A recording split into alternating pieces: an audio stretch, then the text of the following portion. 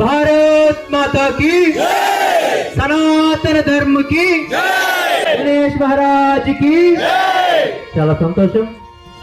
ప్రపంచవ్యాప్తంగా చిన్న పిల్లవాడి నుంచి రేపో మాపో కాటికి పోయే ముసలివాడి వరకు కూడా ఎంతో ఉత్సాహంగా ఆనందంగా చేసుకునే ఏకైక పండగ ఉత్సవం ఏది ఉందంటే అది కేవలం గణపతి ఉత్సవాలు మాత్రమే. మనం గమనిస్తే కొన్ని మతాలు ఉంటాయి. ఆ మతాల వారికి ఉండేవి సంవత్సరంలో రెండు పండుగలు, ఉన్నది ఒకటే ఒక దేవుడు.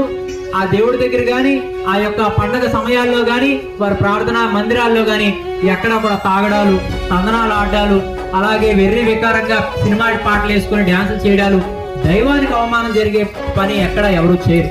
కానీ దౌర్భాగ్యం ఏమిటంటే ఆ ఒక్క దైవానికి సంబంధించినటువంటి కార్యక్రమంలోనైనా కూడా మనం సాంప్రదాయాలను అనుసరించి ధర్మానికి కట్టుబడి ఆఖరికి నిజమైన నికార్సైన హిందువులుగా మనం మన ఖ్యాతిని ఇంకా పెంచేటట్టుగా పనిచేయాలన్న ఆలోచన మర్చిపోబట్టి ఈ రోజు కూడా మనం గమనిస్తే రాజకీయ పార్టీ నాయకుడు ఆకారాల్లో గణపతులు చూస్తా ఉన్నాం, సినిమా హీరోల విగ్రహాలు చూస్తున్నాం.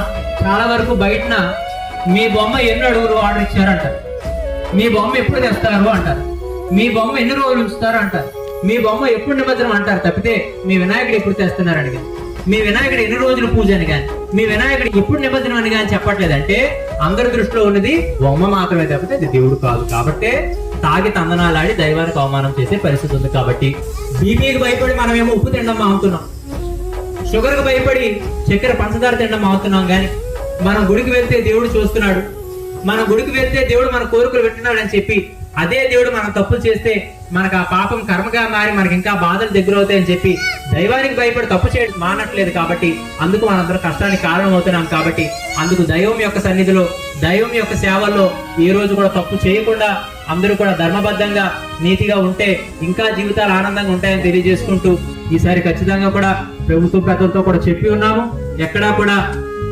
అభ్యాసకరమైనటువంటి యొక్క నృత్యాలు కానీ ఈ సాంప్రదాయానికి వ్యతిరేకమైన కార్యక్రమాలు ఎక్కడ జరగకూడదని చెప్పి ఒక బలంగా ఒక ప్రణాళికతో ఈ ఉత్సవాలు ముందుకు తీసుకెళ్ళడం అలా ఆలోచన ఉంది. అందుకు అందరూ కూడా అదే రకంగా చక్కగా అందరూ కూడా భక్తి విశ్వాసాలతో స్వామిని సేవ చేసుకోవాలని తెలియజేస్తూ ఎక్కడైనా కూడా ధర్మానికి దైవానికి వ్యతిరేకమైన కార్యక్రమాలు చేస్తే 9701552805 అనే నెంబర్ కి ఖచ్చితంగా ఇన్ఫర్మేషన్ పంపించండి. ఖచ్చితంగా అక్కడ ఏ రకమైనటువంటి కార్యక్రమాలు జరిగినా దాన్ని నిరోధించేటట్టుగా ప్రయత్నాలు పీఠం నుంచి కూడా చేస్తామని చెప్పి మరొకసారి తెలియజేస్తూ చక్కగా వినాయక చవితి ఉత్సవాలను భక్తి శ్రద్ధలతో చేసుకుంటే ఆ యొక్క వరసిద్ధి వినాయకుడు ఆ గణనాథుడి యొక్క ఆశీస్సులు అందరికీ ఉండాలని తెలియజేసుకుంటూ సెలవు తీసుకుంటూ జై హింద్, భారత్ మాతా కీ జై హింద్.